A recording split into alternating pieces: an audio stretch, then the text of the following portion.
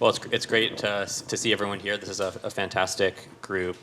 And I do think that maybe the biggest thing will be self-assembly, self-organization of people here so that, as ideas bubble up, you're not isolated in terms of finding ideas and people and funding. There are some maybe somewhat top-down questions, at least in my mind, that are worth thinking about here, sort of that frame this. A lot of it is around this idea of design tools. So I think one thing that's worth asking is like, what are design tools for? What are the different things that they can be for? And sometimes when design tools just emerge in some sort of academic field or industry field, they're only doing a subset of these things, and maybe we want them to do something that is more like forward-looking or powerful. So one thing they can just sort of reduce or collapse a search space down to a more tractable level, sort of make things faster, make things easier to design something. Another thing at a kind of a higher level is like they make it possible to envision what could be built. And so they sort of serve as some kind of language or collective memory for things that are even like several steps out from what the field can do now, and therefore they actually like end up setting the direction of what people will want to do. And then another thing is that they can reduce the barrier to entry, so they can have people that come from some totally unrelated area or don't know anything about computing or quantum chemistry or whatever it may be to actually enter this field. So as far as I can see it, like I haven't really actively worked in this field for like about a decade. But as far as I can see it, there are design tools that are sort of emerging for DNA nanotech. There are design tools that are getting much better, especially in the past couple of years for protein engineering.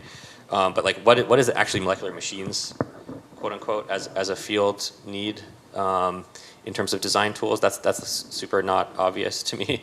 Which parts of this are we talking about, and how does that translate into sort of actionable next steps? So questions, what kind of solutions could a design tool unlock? You have some problem. I wish I could, get to this faster without having to do as much work in the lab. But there's also, what problems can't we even specify right now because we don't have the design tools.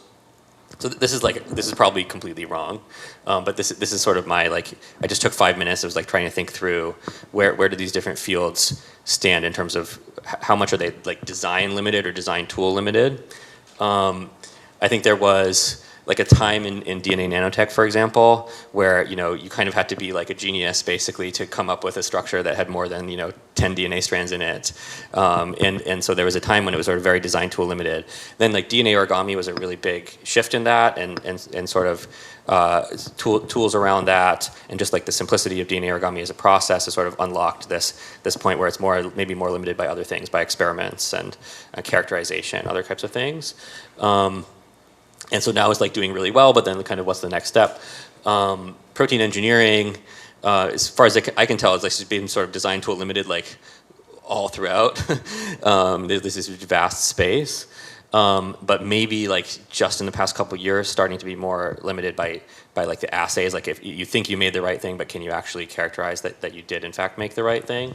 And then as we go to some of these more complicated things, hybrids of DNA and protein and molecular machines, synthetic chemistry with complicated machines, it's not really clear to me. But I have the sense that some of what could happen in this workshop is that we could understand what are the tools that those fields need, whereas I think they come more from a traditional wet lab chemistry kind of background, don't necessarily have a obvious here's what we need the design tool to be used for kind of framing. So a few other kind of adjacent questions. This comes up to the foundry idea that William and Sean both mentioned, is that whether something is design limited it has to do with how is the lab set up in terms of how can you implement things. So to some degree, if we could roboticize things, then we just automatically sort of become design tool limited, except maybe not, because maybe you would actually have to do so many experiments with those robots that it would take a really long time to figure out if you made the right thing. So this is something that people kind of in our adjacent world of sort of funding and organizing new types of projects have started to do, where there's been this problem of getting adoption in academia, academic biology, by things like Emerald Cloud Lab or Transcriptic Stratios or these types of cloud lab automation companies. And so what this challenge is doing is it's just paying basically academic labs. They host a competition, basically. Whoever has the best proposal basically gets credits to actually just directly, like they're paying you specifically to do Emerald Cloud Lab, whereas that's not the kind of thing that necessarily like an NIH grant or something would primarily emphasize. Those are kinds of things that you could think about here. I think there's a question of what is the actual field that we're talking about. I said molecular machines. I don't really know exactly what that is. There's something called nanotechnology. There's also something called synthetic cells, or it's a consortium called Build a Cell, where a bunch of people, sort of formerly of synthetic biology realm have been looking at things that look a lot similar, like can I put lipids and proteins together and DNA and sort of make bottom-up systems.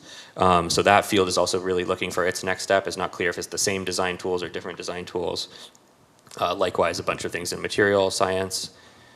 And then finally, just like how should we approach building these software tools? So this is like from some of those guys' papers, but it's just like very complicated, right? To make a software ecosystem that functions, right? So there's like these different file formats and like different, this is just to do like DNA nanostructures, right? Like even like a subset of DNA nanostructures has like all these different softwares and functionalities. And at some level, maybe that makes it look more complicated than it is, but like it's still, there's some consideration of like design here, of like how do you design the design process or something.